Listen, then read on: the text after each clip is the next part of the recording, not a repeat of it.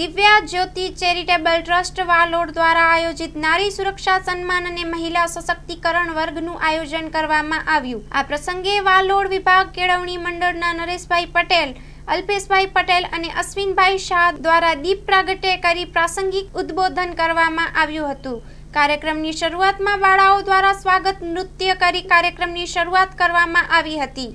આ વર્ગમાં વક્તા તરીકે મંજુલાબેન ચૌધરી, પ્રિયંકાબેન વસાવા તથા વિવેકભાઈ કાકટે દ્વારા અલગ અલગ વિષયો પર મહિલાઓને માહિતી આપવામાં આવી હતી। આ વર્ગમાં 400 થી પણ વધારે બહેનોએ ભાગ લીધો હતો। નારી સુરક્ષા સન્માન અને સશક્તિકરણના વર્ગ દરમિયાન મહિલાઓને એક ફોર્મ આપી સમાજ પ્રત્યે પોતાની પ્રતિક્રિયા અને પોતે સમાજમાં આગળ વધવા માટે શું કરવા ઈચ્છે છે એ બાબતો વિશે માહિતી માંગવામાં આવી હતી। આ કાર્યક્રમનું આયોજન દિવ્ય જ્યોતિ ચેરિટેબલ ટ્રસ્ટ વાલોડ દ્વારા આયોજન કરવામાં આવ્યું હતું।